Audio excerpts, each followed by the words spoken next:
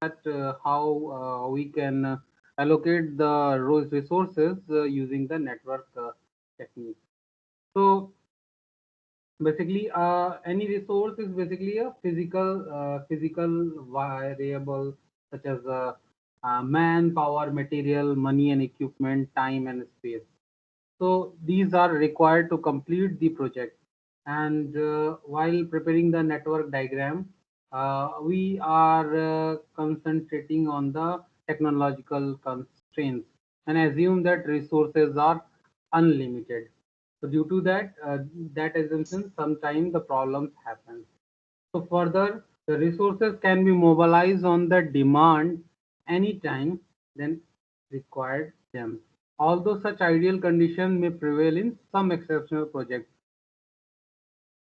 in most of the real life projects, we are facing the resource constraints. So in real life situation, the activity start time not only have to deal with the technological constraints, but also with the uh, availability of resource and other constraints like man, material, money. Means money availability is most of time it's proper, but material and man, these things are dependent on the several other factors. Like you can consider the case of the lockdown. So during the lockdown, material and manpower is not available, but money was sufficiently available. So due to that, these things happen.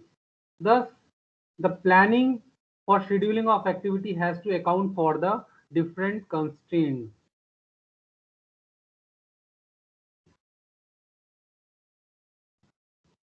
that may be imposed on the availability of any of these resources. We have also ensured that certain changes in the requirement of these are avoided. For example, using an equipment at the outset and then at the end of the project should be avoided, as even idle equipment carry a certain cost. Similarly, sudden increase of labor should also be avoided. Thus, so main effort is that we have to ensure the availability of appropriate or exact resource on appropriate time and location, meeting to the demand. So demand-based resource supply is very important, and we will see that how we can do this. So for the completion of project on a time and within the estimated cost, coordination alone is not enough. Proper allocation and utilization of resource is also very essential, and unless resources are not made available at the right time in the right quantity, work cannot be proceed as planned. So resource allocation can be done in a two ways. We will see both of the ways. First is the resource smoothing. So if the duration of the completion of project is constrained, then resource smoothing should be applied without changing the total project duration. Basically here the main concentration is on the project duration, means that is the fixed time. So accordingly the resource smoothing is done. So the period of minimum demand for the resources are allocated and activities are shifted according to the float available and requirement of resources. Thus, the intelligent utilization of float can smoothen the demand of resources to the maximum possible extent. This type of resource allocation is called as the resource smoothing. Second type of method is the resource leveling. So in resource leveling, the constraint is the resource availability. Means time is not too much important here. The availability is important. Constraint is resource availability. So in this case, the project duration is extended to the minimum possible time such that the demand actually agree with the availability of resources. So here, whenever the availability of resources become less than its requirement, the only alternative is to delay the activity having the large float. In case two or more activities require same amount of the resource, the activity with the minimum duration is chosen for the resource allocation. So Smith, in this type of resource leveling, we have to concentrate on the availability of the resource, and we will choose those activities where we required the minimum duration. Then there are several objectives of resource allocation.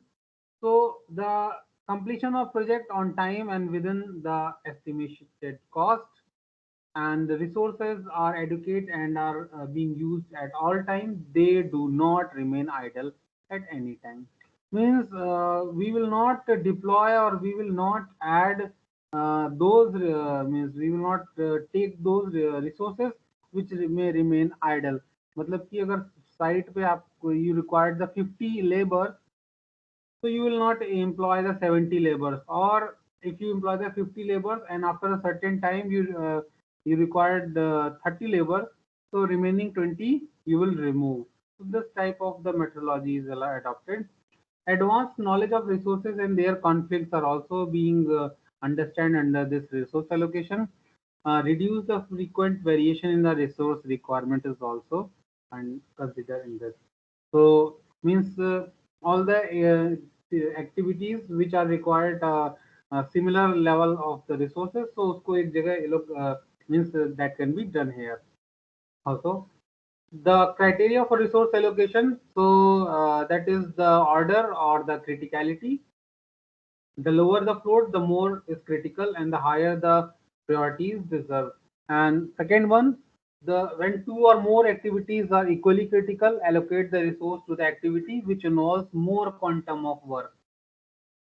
So when two activities are very critical, so you will select the activity which is having more quantum of work. And by chance, if there is a tie in this stage, so activity requiring large crew size may be more priority. This means the attempt is made to prepare a schedule of activity at the earliest start within the available resources. So basic steps which are involved in the resource allocation. So that is the use time scale version of network. Critical path should be shown along with the horizontal line.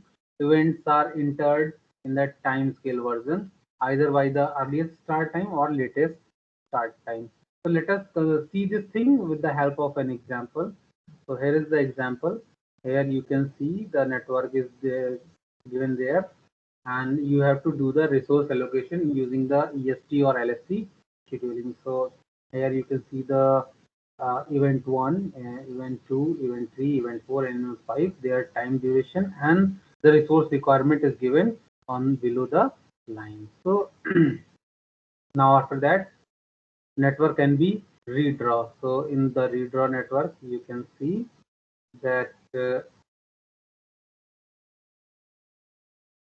is 0, TE 0, then 7, then 7 and 7 and 8, 15, then 15 and 8, 23, okay, then 23 and 9. So that is there. Similarly, 7 plus 7 means 14. So this type of a EST network you can prepare with the help of the EST scheduling. Now let us see how this can be implemented. So for this,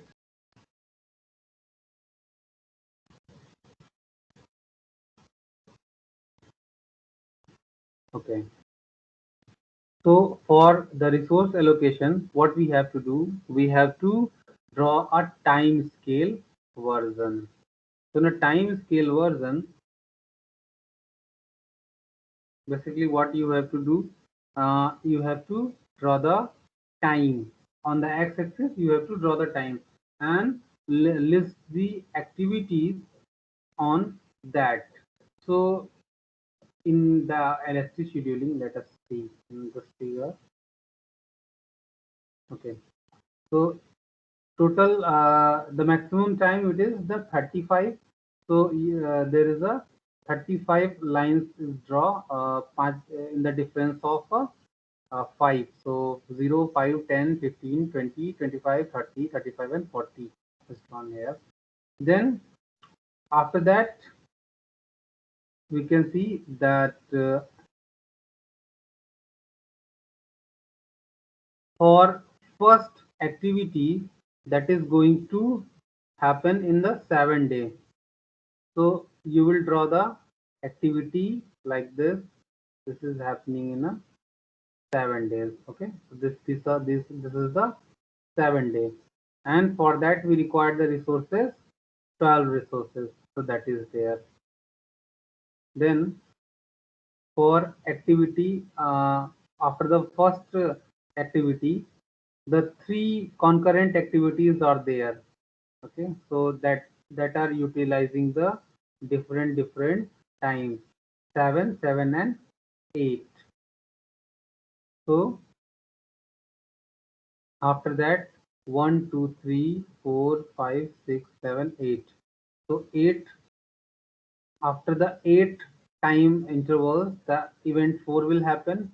After the 7 intervals, the 3 will happen, and the last one, that is the 2 to 5, this will happen after the 7 intervals. So that is there. So we can place the fifth event at this place also, but fifth event is also connected with the, means this event also, when this we are able to start this event when all these events are all these activities are completed. ये event तब आएगी जब सारी activities complete हो चुकी. So on the time scale we can draw the arrows for that one. So that is there, means 8, 7 and 7. Okay, then after that the required resources are also put there. So resources like 12 resources for activity 2 to 4, for 7 resources for activity 2 to 3, and 8 resources for activity 2 to 5, 12, 7 and 8. After that,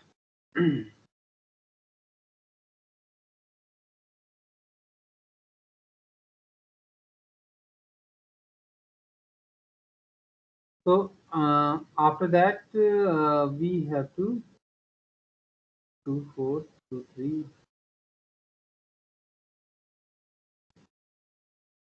3, 5. Okay. So after that we can see that 4, 5 is connected, 3, 5 is connected, and 2, 5 is connected. So 2, 5 is this way, 3, 5 is this way, and 4, 5 is this way. So for 4, 5, we require the 8 resources. For 3, 5 we require the 8 time duration, and for this required with 12 time duration. So for 2 to 5, we will require the 12 5 duration. So we will do this one. So 12 duration we will select, and for 3 to 5, we will see 3 to 5 we require the 12 duration. For 2 to 5, it is the 7. We have already done that one, and these dashed line are just to connect that one. And after that 4 to 5, we require the 8 duration. So we will select the 8 duration, like here 1, 2, 3, 4, 5, 6, 7 and 8. So on the time scale, when you draw, you will see that 3 to 5 takes the maximum. So once the time duration completed, so you will use the dashed line to connect the uh, events. So that will end up here. So for this, the 6 resources are there and 8 resources are there. And after that, after the fifth, this fifth to sixth event that requires the 9 time unit. So that will select here 1, 2, 3, 4, 5, 6, 7, 8, 9. Now, and that requires the 6 resources. Now the time scale version is prepared. Now after that, you can simply find out that what amount of resources required in that time. So for this one, in first 6 days, 1, 2, 3, 4, 5, 6, 7 days. Okay. On first 7 days, you require the 12 resources. Then after that, the 12 plus 7 plus 8, total 27 resources are required for 1, 2, 3, 4, 5, 6, 7. 7 days. After that, this 2-5 activity ends. So the 8 resources means the 7 resources become uh, completed there. So that becomes 2. Okay, that is there. So that becomes 12 plus 8 is equal to 20. Then after this, uh, 8 plus 6, 14 resources will required in that particular duration. At the end of this, means if at this point, this event will end. So 14 resources होंगे, and then after that, up to the 5th event, and from this to this time. So for that, this close 8 hour, this only this 8 hour remains. ये बचेगा. So that will be 8 resources are drawn here. Then after that, 6 resources are required. 6 resources are drawn here. So with the help of this diagram, you can easily understand that we require 12 resources, then 27, then 20, then 14, then 8, and 6 resources. So this is the EST scheduling. So EST scheduling basically when any activity start as early as possible. Now, on the similar time scale, the LST scheduling can also be done. So let us see the LST scheduling. So in the LST scheduling, the time scale version is also same. Again, we require the time scale version. So the 35 times lines are created there, and for that one, the TL is calculated. So on that time scale, the TL is calculated. So it is drawn from the reverse side. So 6 are required there. Then in the LST scheduling, we can delay the activities as much as possible without delaying the project. So the things will be started from the right hand side. We can count the time from the right hand side. So for this can be drawn, and this way it can be drawn. So now the resource allocation will be a similar way. So for this way, the 6 resources are required here. 6 plus 8 plus 8 resources required here. 20 resources are required here, and 19 resources are required up to this point, and 12 resources are required to at this point. So on the basis of that, you can easily able to compare that which of the scheduling is appropriate. So here you can see that in LST scheduling, the amount of the resources which are resources with the time are more as compared to the EST. जितना जल्दी project start होगा, you can easily you can deploy the resource, and in the less cost you can able to complete the project. Now, effective force ratio and ideal force ratio, let us see. So effective force ratio is the effective force divided by the total effective area. So in that, effective force is basically the area of the shaded portion. So that is there of EST scheduling multiplied by the 100 divided by the total effective area, means total effective of this graph. So that is 27 into 35. 27 is the highest value, and 35 is the on in the x-axis, and 27 is in the y-axis. So that is 27 into 35. So 483 divided by the 945 into 100, that is 51.11% effective force ratio is there. And ideal force ratio is equal to 100 minus EFR, that is the 48.89%.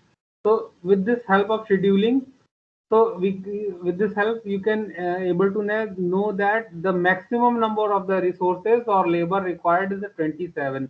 So either you will do the contract that first 7 days you require the 12 resources, then 27, that's this thing, or you can deploy the 27 resources for the whole project duration.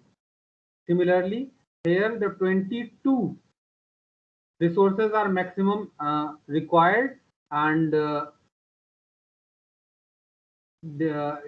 total effective area will also larger. Here this will be the 35 into 22.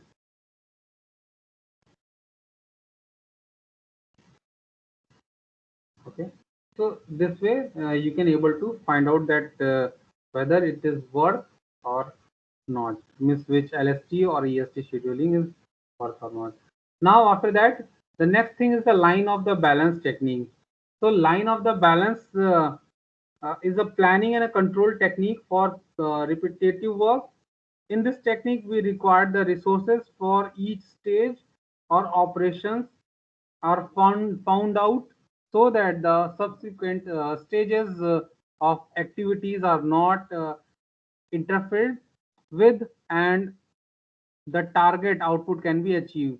The technique can be applied on the repetitive work involving the construction projects such as a high-rise building or mass housing or group housing or tunnels. Repetitive nature of work, this line of balance technique is very effective. The line of balance can be used for assembling, selecting, interpreting, and presenting in a graphical form the essential factor involved in the construction from initial stage to the completion time. This technique is highly effective in determining the area of weaknesses and focusing on them, requiring the immediate attention. Also, the line of balance technique assumes that the rate of production for activity is uniform. In other words, the rate of production of an activity is linear. In line of balance, the time is usually plotted on the horizontal axis and unit or stages of activities on a vertical axis. The production rate of an activity is the slope of the production line and expressed in terms of a unit per time. The line of balance technique use the man-hour estimate or optimum crew or gang size. The line of balance diagram can be plotted once the man-hour estimate and optimum size of crew are determined by the planner based on his experience or in consultation with the implementing agency such as the vendor or the subcontractor. So in this, let us see how it's look like. Okay, so here you can see this is a graph of a line of balance. So the two oblique and parallel line used in a line of balance technique denote the start and finish time respectively of each activity in all the units from the first to last. The slope of the line is equal to the actual rate of output of the activity. A typical line of balance diagram we can see in this figure. So in this, the work will be, here you can see this is for the repetitive nature of work. You can consider the colony of a row houses. Like in the row houses, uh, all the substructure will be started, all the things will be done in the parallel way, like for number of houses 1 2 3 4 5. So one by one all the things are going to start running, like substructure parallelly the superstructure will start for house 1. Similarly, when you, this is the time scale on the x and number of houses on the y. So for each activity that take a certain time, certain fixed time, and the progress of is shown here. Like So with the help of that, we can easily see that completion rate one house in every 50 every 60 days. I don't know how why they have written the 5 days.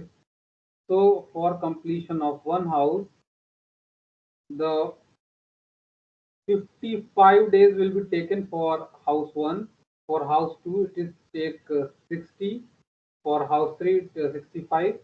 So at the interval of a 5 days, you will able to get a newly constructed house for each house. So after the 55 days, at the difference of 5 days, you can able to get a completed new house. So in the line of a balance method, work will be completed as per the commitment made, and at each important stage, work will be completed only when needed. This means resources will not be spent until they are required. Also, also scheduling with the line of balance method, the procedure is to prepare the logical diagram. Okay, estimate the man hour required to complete each operation. Choose the buffer time which will guard against the risk of interference between the operation. Buffers are estimated in such manner that crew of a one activity does not interfere with the crew of the another activity. Also, calculate the required output target to meet a given project completion. Also, complete the line of balance schedule and examine the schedule and access possible alternatives to bring about a more balanced schedule. This way, the line of the balance schedule is prepared. There are several advantages of this method, that it provides a very detailed picture of any repetitive project, reduce the amount of a network planning and scheduling, since only one network is used for each type of a unit, and it provides simple and effective tool for programming the ordering and the delivery of materials, and also the monitoring progress. Early corrective actions can be taken. So whenever there is a repetitive nature of a work, this type of a method, line of the balance method, is very effective there. So here you can see this same thing in the example. So here, one by one, the superstructure will start. That there will be a different team for super substructure. There will be a different team for substructure, and there is a different team for the finishing activities. So they are working each and every day. Like in this earlier, you required the substructure team. After the 5 days, after the 15 days, you have to employ the superstructure team, and after the 40 days, you have to employ the finishing team. And after that time, they will continuously work on each and every day. And once the 40 days are over, the substructure team, you can uh, remove the substructure team, and you don't have to pay for them. Similarly, after the 65 days, you have to remove the superstructure team, and you don't need to pay for them. Similarly, uh, once the finishing complete, you don't have to pay for anything. So this is the way. This is a very easy and effective method for doing the any work where there is a repetitive nature and there is a separate team for each of the activity. So this way you can save a lot of amount of money. So